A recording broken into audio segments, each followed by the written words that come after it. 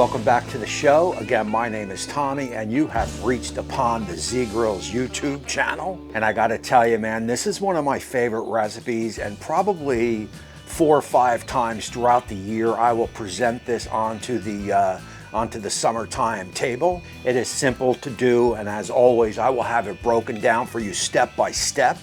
And of course, I am talking about some barbecue smoked chuck sandwiches. And this one's gonna get started with just a little bit of prep work. So let's turn this camera down to the board and let's start the show. So this one's gonna get started in choosing your chuck. And I like to joke around and say, I want the chuck that everyone else is gonna pass up in the grocery store. In other words, you want it about 2 inches to 4 inches thick. And also you want it with some good marbling. You want some good fat in the chuck, as obviously fat is flavor. So we will get this piece of meat out of the package. This is regular purchase store-bought chuck. And as you can see, the marbling is perfect, man. That is exactly what I want. Once you get it out of the packaging, it is time to choose your favorite rub. Now look, you can go with a basic salt, pepper, and granulated garlic, or you can pick out one of your rubs that you use on beef. I am gonna go with an Uncle Steve shake. This is a lucky shake. This is an all-purpose rub. It is gonna have all the notes that I am looking for.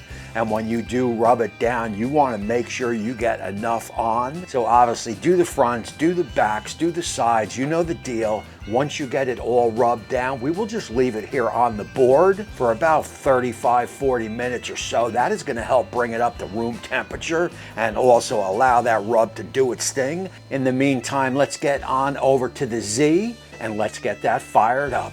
Alrighty guys, so look, I am going to go with my Zgrills 700 series.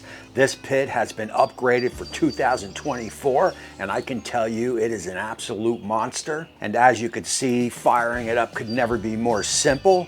That control panel is going to be set once upon firing it up at 275. That is going to be perfect for this cook. And also I am going to be running cherry pellets in the pit. And a little advice here, when you fire up your Z, you want to make sure you leave that top open. You do not want to trap all that smoke under the hood. So leave that top open, and once that smoke dissipates, which will probably take about a minute or two, you can shut the hood and just allow it to come up to that 275. Once we hit that 275, I will bring you guys back and we will get the chuck in. Hey guys, so look, once that pit hits 275 Fahrenheit, you can get your chuck off the board. We are going to get it in the pit. I am going to ride it top shelf, as we are going to utilize the bottom and get a tin underneath. Also, if you want to temp probe the chuck, as we are looking to take it right up to about 150, 160. That is going to be the stall, and that should take us about 2.5 to 3 hours to get there. At that time, man, I will bring you back. As we approach hour 2, we definitely want to give it a quick spritz. I am going to go with a regular tap water spritz. You can do a 50-50 apple cider vinegar tap water. It really doesn't matter. We will get it spritzed down. We will shut it down, and I will bring you guys back once we hit the stall. So look, at that 3-hour mark, you should be in the stall about now, at least about 150 to 160 or so. The pit is running perfectly at that 275. Let's go in with a handheld. I definitely dig the bark. The color is looking good. As long as we check out about that 150 to 160, we will get it off, get it on the board, and I want to show you guys the next step.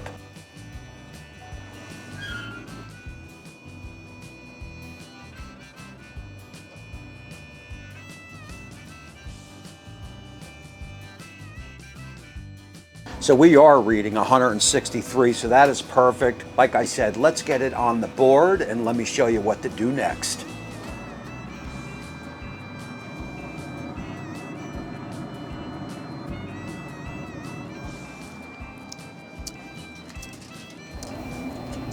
Alrighty, so for that next step, if you got a little rack to go inside that tin, that works out perfect.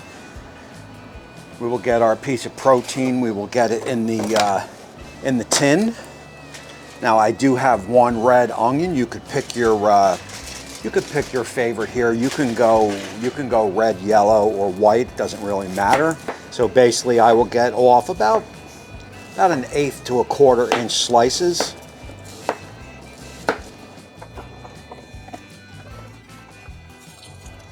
From there, I got a little better than bouillon. This is a beef base right here. We want to get some of that in.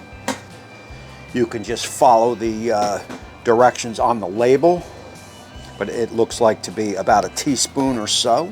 From there, we will get a little bit of fresh water, get that in. Nice piece of foil. You want to airtight this up. And we will get it back on the pit and just run it at 275. We are going to probe it. And remember, when you pulled it out at 162 or wherever you were, when you put the probe back in, make sure you are at that same around 162 or so forth. So let's go on over. Let's get it back in the pit.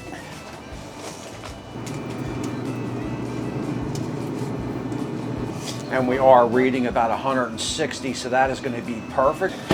So the only thing to do here is wait. I am guessing about an hour and a half or so should bring us up into that 200 range or toothpick tender. At that time, I will bring you guys back and I will show you one incredible sandwich. We are waiting for that piece of protein to come up to temp. This is my foolproof horseradish sauce. I always keep this on hand and use it anytime that I am going to serve a beef that I want to kick up a couple notches. And always remember, the full recipe will be down in the description. It'll be blog form, so you can go right to the website and print out what you need. Once I get this sauce all whipped up, I will get it in the fridge to chill. And also a quick take a look at my bread. I am going to do off some fresh, nice half-inch slices. Once all that is done, I will just wait for my piece of protein to hit that 200. Once it does, I will bring you guys back.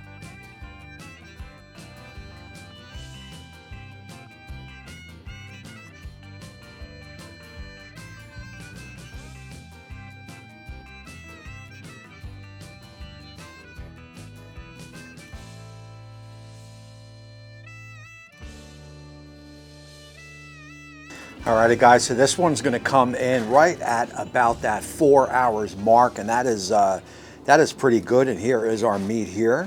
Now look, you've got that fat content on here that we left on it on purpose because we want that to help season up the meat.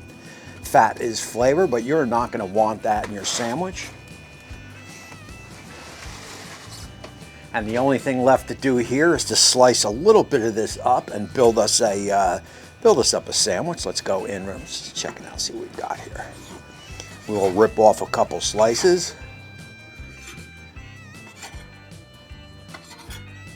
I don't mind a little bit of fat in there. I don't want that much. So let me get this board here all cleaned up, and when we come back, I will show you exactly how I will make up my sandwiches. Alrighty guys, welcome back, and here you go. And keep in mind the bread you choose is your choice. I went with this is an onion white. It is freshly baked. It is nice and soft. Sometimes I'll roll these. Sometimes I'll do it on a kind of like a Texas type toast like this. Otherwise though, it's not toasted, but it is nice and fresh. And basically what I like to do here is take the meat and pile it up, man. I mean, if this doesn't get your summer kicked off, nothing will. Oh yeah. As you can see, we are nice and piled high. And I definitely do like a lot of sauce on mine. Got to have a little bit of potato salad. We are talking summertime here. And a little spiciness. And of course we got our au jus. That'll be perfect for dipping, and this is basically how I like to run mine. Let me take a couple snaps and I will bring you guys back. Alrighty guys, and this is it right here. I wanted to dress up the plate a little bit with some horseradish sauce. We've got a lot of light colors. Sometimes I'll lay this out on a bed of greens just to bring in more color. Maybe a little parsley on the plate to greening it up a little bit will do you good. I didn't have any on hand, so I went with what I got. And of course, in lieu of a pickle, I went with a peccaccini, I believe these are called. These are going to give you a little bit of a bite. Nothing left to do but to go in with that taste test. Get a little bit of au jus on. So guys, right off the bat, you get a nice dose of smoke. The meat is fall apart tender, man. It is juicy. It is cooked to perfection at that toothpick tender. Of course, this is Molly approved. Of course, we all love the briskets, the ribs, the chicken. They all scream summertime, but every once in a while, we want to back it up, slow it down a little bit with a nice summertime sandwich like this. And that is exactly what this is going to get you. And again, don't forget that Zgrills will have this full recipe blogged down in the description. Just follow that link right to the web page, and you can print out exactly what you need so you can make this also. And don't forget the Facebook, the YouTube, the Instagram, and of course the website. You follow all of them, and Zgrills will have you smoking, have you grilling all year long. So look, that is gonna end this show here. This is a must make, man. Go out and get what you need and make it. It will not cost you that much, and I guarantee you will be eating in style. Again, my name is Tommy. I appreciate all the support you guys have been giving me. If there's anything you want to see, leave it down in the description, as I do read all the comments. And that is going to be it for this one. And until next time, we will see you soon.